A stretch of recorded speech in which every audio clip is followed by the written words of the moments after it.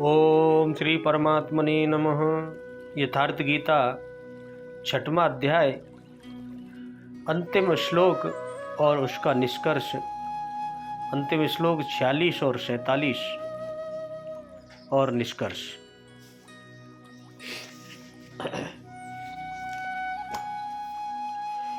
तपस्वीभ्यम अधिकः योगी ज्ञानभ्यम अपि मतः अधिक कर्मेभ्य च अधिक योगी तस्मात् योगी भव अर्जुन। योगिनामपि सर्वेषां मद्गतेन अंतरात्मना श्रद्धावान् भजते य मां स मे युक्ततमो मतः। भगवान कह रहे हैं, अर्जुन, जो योगी तपस्वियों से श्रेष्ठ है, शास्त्र ज्ञानियों से भी श्रेष्ठ माना गया है। योगी तपस्वियों से, शास्त्र ज्ञानियों से श्रेष्ठ माना गया है और सकाम कर्म करने वालों से भी योगी श्रेष्ठ है। इससे हे अर्जुन, तू योगी हो, योगी बन। और संपूर्ण योगियों में भी जो श्रद्धावान योगी, मुझ में लगे हुए श्रद्धावान योगी बन। मुझ में लगे हुए अंतरात्मा से मुझको निरंतर भजता है, वह योगी मुझे परम श्रेष्ठ मान्य है। भगवान ने स्पष्ट कर दिया कि सब में योगी श्रेष्ठ है और योगी भी जो श्रद्धावान योगी है और अंतरात्मा से जो मेरा भजन करता है, वही मुझको सबसे श्रेष्ठ मान्य है और प्रिय है।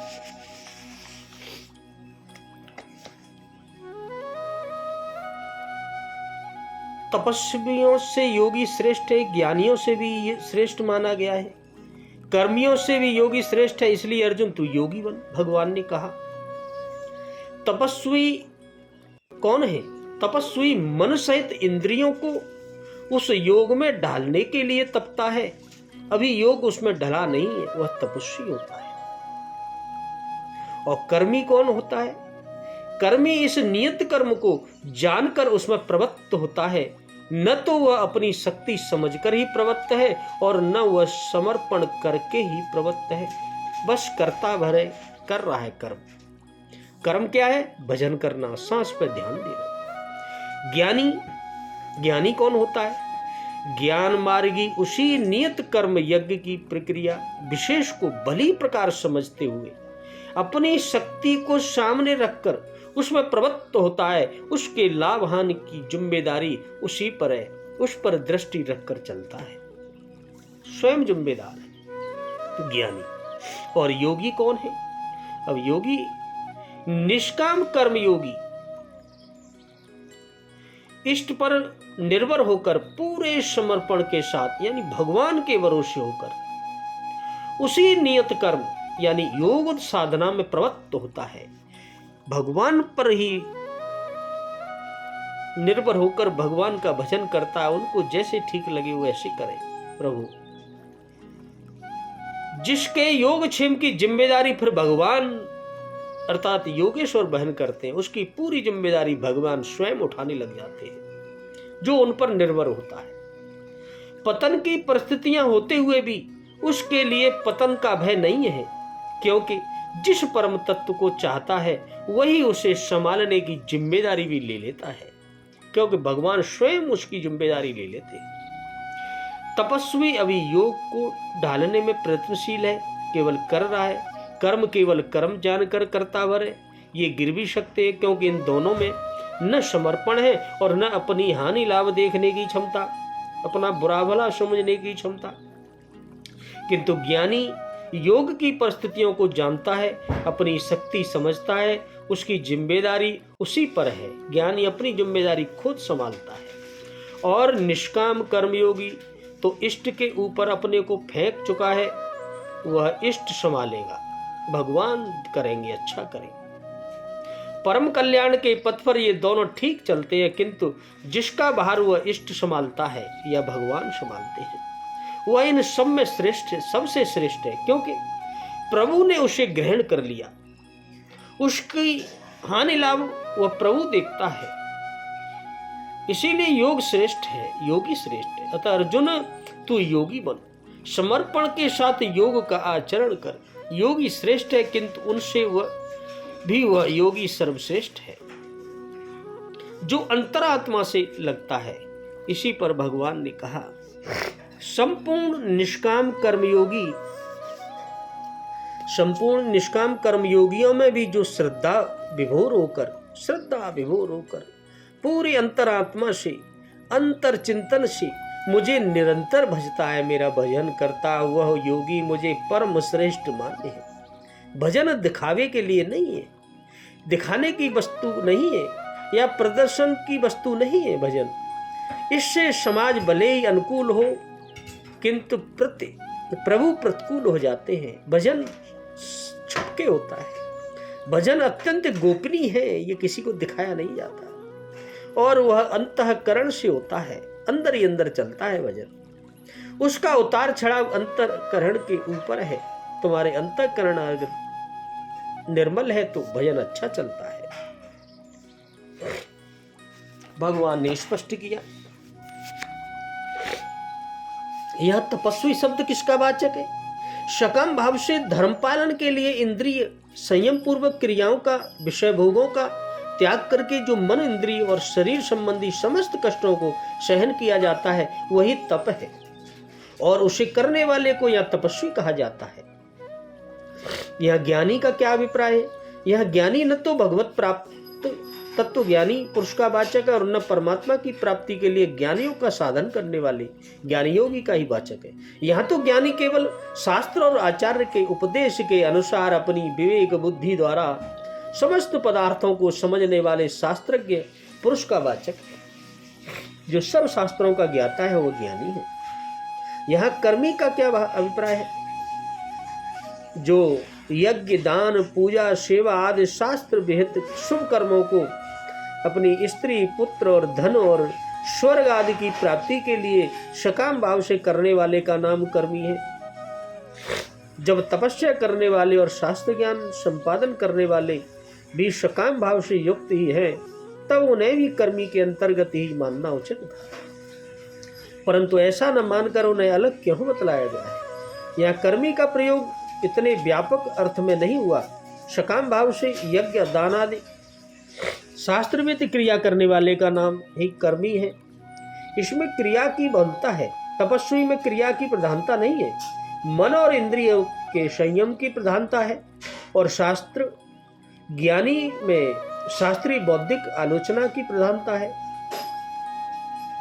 भगवान ने इसी विलक्षणता को ध्यान में रखकर ही कर्मी के से तपस्वी को बड़ा बताया, और शास्त्र ज्ञानी का अंतर्भाव न करके उनका अलग निर्देशन किया है। इस श्लोक में योगी शब्द का क्या अभिप्राय है?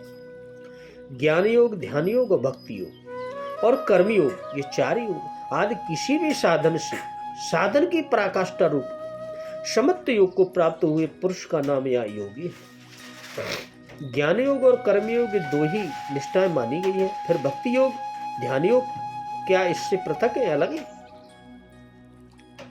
भक्ति योग कर्मयोग के ही अंतर्गत है। जहां भक्ति प्रधान कर्म होता है वहां उसका नाम भक्ति योग है, और जहां कर्म प्रधान है वहां उसे कर्मयोग कहते हैं। ध्यान योग दोनों ही निष्ठाओं में सहायक साधन है।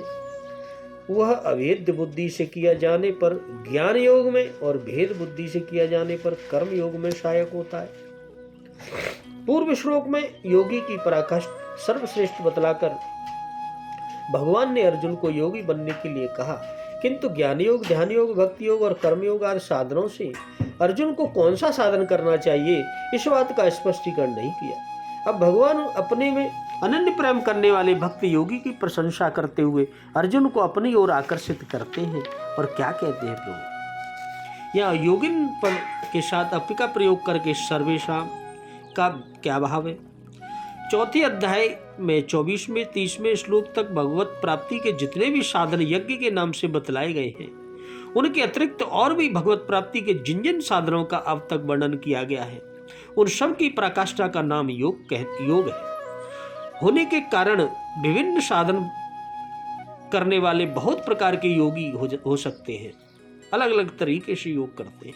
उन सभी प्रकार के योगियों का लक्ष्य कराने के लिए यहाँ योगिनम पद का विशेषण दिया गया। और श्रद्धावान पुरुष के क्या लक्षण है? जो भगवान की सत्ता में, उनके अवतारों में, उनके वचनों में, उनके अचिंत्यानंत दिव्य गुणों में तथा नाम और लीला में भगवान की में, एवं उनकी महिमा में, उनकी शक्ति में, प्रभाव और ऐश्वर्य में आदि में प्रत्येक संदृश्य पूर्ण और अटल विश्वास रखता है, उसे श्रद्धावान कहते हैं। मतदेन अंतरात्मा पद किसका वाचक है? इससे भगवान ने यह दिखलाया है कि मुझको ही सर्वश्रेष्ठ, सर्वगुण आधार और सर्वशक्तिमान और महान प्रीतम जान लेने से जिसका मुझ में अनन्य प्रेम हो गया है और इसलिए जिसका मन बुद्धि रूप अंतःकरण अचल अटल और अनन्य भाव से मुझ में ही स्थित हो गया है, उस अंतःकरण को मदगत अंतरात्मा या मुझ में लगा हुआ अंतरात्मा कहते हैं। अनन्य प्रेम से भगवान में स्थित रहने वाले मन बुद्धि को ही मदगत अंतरात्मा क्यों कहा गया है? भय और द्वेष आदि कारणों से भी तो मन बुद्धि भगवान में लग सकती है, लग सकते हैं, और किसी भी कारण से मन बुद्धि के परमात्मा में लग जाने का फल परम कल्याण ही है। परंतु यहाँ का प्रसंग प्रेम पूर्वक भगवान ने मन बुद्धि लगाने का है, भय और द्वेष पूर्वक नहीं, क्योंकि भय और द्वेष से जिसके मन बुद्धि में भगवान लग जाते हैं उसको न तो श्रद्धावान ही कहा जा सकता है और न परम योगी ही माना जा सकता है। इसके बाद 7वें अध्याय के आरंभ में ही भगवान ने मैया शक्तम मनः कहकर अनन्य प्रेम का ही संकेत किया। इसके अतिरिक्त गीता में स्थान स्थान पर प्रेम पूर्वक ही भगवान ने मन बुद्धि लगाने की प्रशंसा की गई। अतएव यहाँ ऐसा ही मानना उचित है। यहाँ माम पद भगवान के सगुण रूप का वाचक है या निर्गुण का? यहाँ माम पद नित्य से ज्ञान, शक्ति, ऐश्वर्य, वीर और तेज आदि के परम आश्रय, सौंदर्य, माधुर्य और औदार्य की अनंत समुद्र, परम दयालु, परम सुहृदय, परम प्रेमी, दिव्य चित्तानंद स्वरूप, नित्य सत्य और अजय और अविनाशी, सर्वांतर्यामी, सर्वज्ञ, सर्वशक्तिमान, सर्व दिव्य गुणालंकृत, सर्वात्मा, चिंत्य महत्व से महिमान, विचित्र विचित्र लीलाकारी, लीला मात्र से प्रकृति द्वारा संपूर्ण जगत की उत्पत्ति, स्थिति और संहार करने वाले तथा रस सागर, रसमय आनंद, कंद, सगुण, निर्गुण रूप समग्र ब्रह्म पुरुषोत्तम का वाचक है। यहाँ भजते इस क्रियापद का क्या भाव है? सब प्रकार और सब ओर से अपनी मन बुद्धि को भगवान में लगाकर परम श्रद्धा और प्रेम के साथ चलते फिरते, उठते बैठते, खाते पीते, सोते जागते, प्रत्येक क्रिया करते अथवा एकांत में स्थित रहते निरंतर श्री भगवान का भजन ध्यान करना ही भजते का अर्थ है। वह मुझे परम श्रेष्ठ माने हैं। भगवान ने इसका कथन का क्या भाव है? कौन उन्हें सबसे ज्यादा प्रिय है भगवान को? श्री भगवान यहाँ पर अपने प्रेमी भक्तों की महिमा का वर्णन करते हुए मानो कहते हैं कि यदि मुझे तपस्वी, ज्ञानी और कर्मी आदि सभी प्यारे हैं वैसे तो, और इन सबसे भी वे योगी मुझे अधिक प्यारे हैं। कौन से योगी? जो मेरी ही प्राप्ति के लिए साधन करते हैं, परंतु जो मेरे समग्र रूप को जानकर मुझ में अनन्य प्रेम करता है, केवल मुझको ही अपना परम प्रेमास्त्र मानकर किसी बात की अपेक्षा, आकांक्षा और परवाह न रखकर अपने अंतरात्मा को दिन रात मुझ में ही लगाए रखता है। मात्र परायण शिशु की भांति जो मुझको छोड़कर और किसी को जानता ही नहीं, जैसे छोटा बच्चा अपनी माँ के अलावा किसी को नहीं जानता, वह तो मेरे हृदय का परम धन है।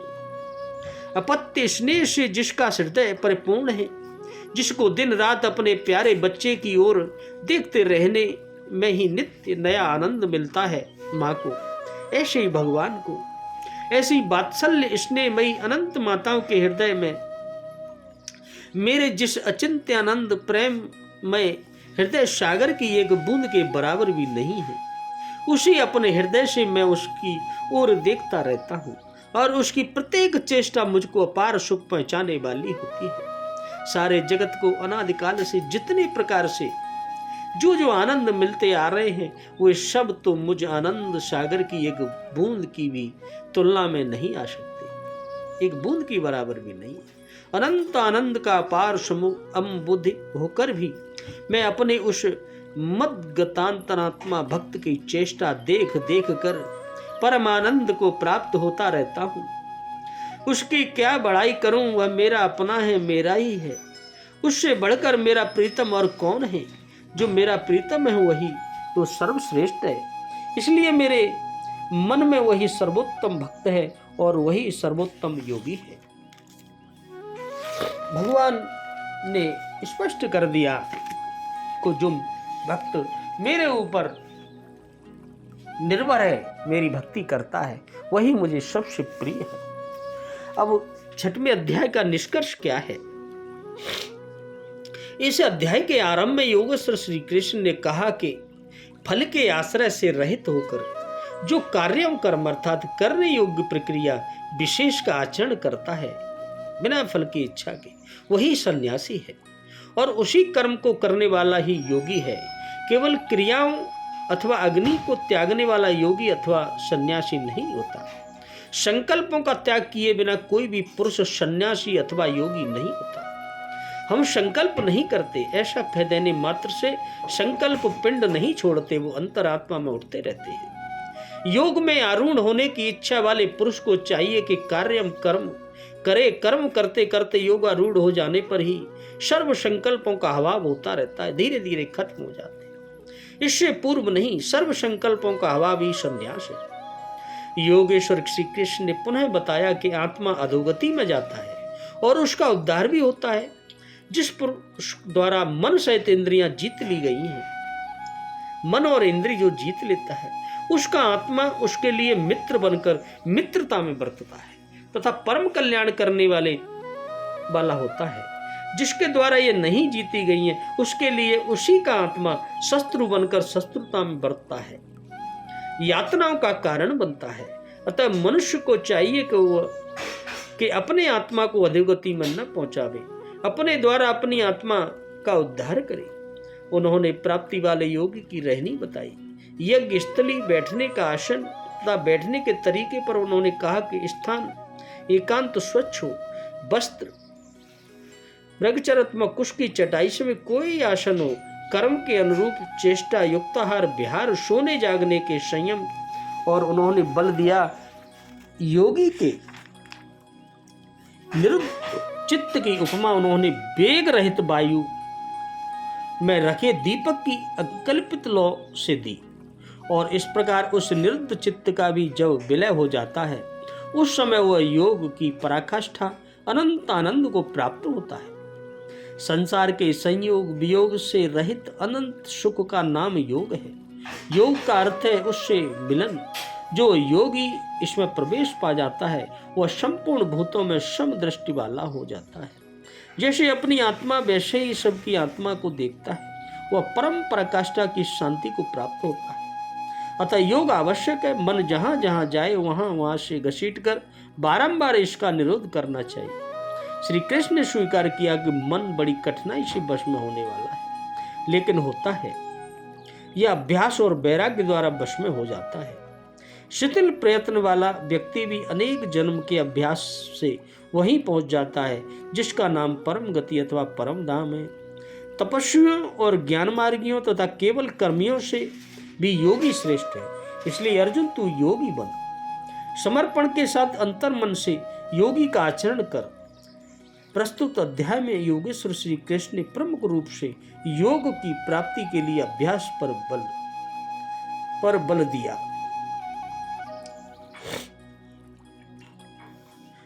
इस प्रकार श्रीमद् परमहंस परमानंद जी के शिष्य स्वामी अड़गड़ानंद कृत श्रीमद् भगवत गीता के भाष्य यथार्थ गीता में अभ्यास योग नामक 6वां अध्याय पूर्ण होता है। हरि ओम तत्सत।